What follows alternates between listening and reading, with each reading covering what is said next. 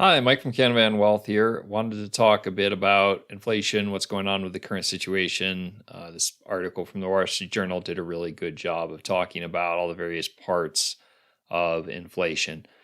Specifically, if you've been following along to kind of macroeconomic talk about what's going on in this with the kind of 2022, now 2023 recession, downturn, whatever you want to call it, where we've had record high inflation due to lots of different things. Many people blame this on COVID supply chain, but there's a lot going on there. And then interest rates, right, with the Fed attempting to get inflation back under control by raising interest rates. And then, of course, the concern is that by raising interest rates, you'll drive the economy into a recession by increasing, people be much more reluctant to buy homes or take loans, or businesses won't want to expand and things like that. So, it's very interesting to see that core goods, which is this would be a lot of the things that you'd buy for your home, is actually gone negative, right? So we're actually seeing prices come back down. They attribute this to supply issues. Overall inflation, or core inflation, has remained steady, and then there's all sorts of effects with energy here, right? We've all seen the price of gas come back down recently. Here in Idaho, it's finally dropped below $3 a gallon.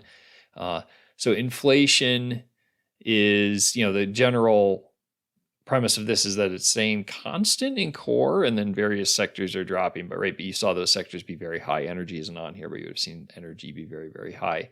And now those are, all energy is also negative. So the neat thing here about interest rates and inflation is that when it comes to those, there's some indicators out there that are where people have placed actual real money, right? So everybody, including me, the talking heads, can make predictions as to what they think is going to happen. But when you look at, sales of the 10-year treasury or some various options and things like that, those are places where people have put money, and, large amounts of money when we're talking about the bond market, where they're predicting what they think interest rates and inflation are going to be in the future, right? And that's a really great indicator.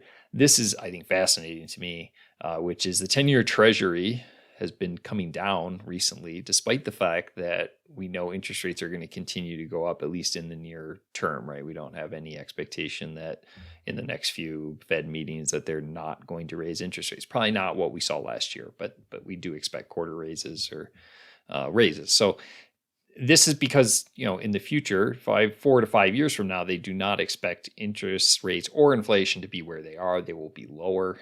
And thus people are willing to buy 10-year treasuries at, 3.6, even though interest rates are still going up. They've been coming down. So very interesting, fascinating stuff. While we're living through this and the stock market decline that we've seen, it's very scary. And I understand that. And I'm not immune to that. It's very hard to take the emotion out of this. But from watching this and from a kind of macroeconomic view, quite frankly, it's fascinating, and I can't wait to read the book that will probably come out like 2 years from now that covers, and we really find out and learn what really happened through all of this and see the effects on this, because there is nothing in, at least, during modern financial policy periods, that has acted like this, where we've seen interest rates come up this fast, this quickly, where we had a global pandemic that disrupted everything, and all of that. So, I think the ultimate conclusion from this is we're still a few months out from really understanding what's happening to inflation. I don't think there's a ton of concern that it's going to start going up again, but there's definitely concern that it's going to level off and not necessarily get back to the 2 to 4% mark that the Fed is interested in. We think that it will get there eventually. It's just, is this going to happen by summer? Is this going to be by 2024? Or are we looking at 2020, beyond that? So interesting. This was something that I talk with a lot of clients about, something I educate myself on a lot these days, just because I find it really, really fascinating, to be perfectly honest. I've become kind of an addict of learning about macroeconomics, which will be one of the books that I cover in my book series that I read that is really, really good. But so look for that. Thanks for listening. It's been Mike from Canavan Wealth, and I will talk to you soon.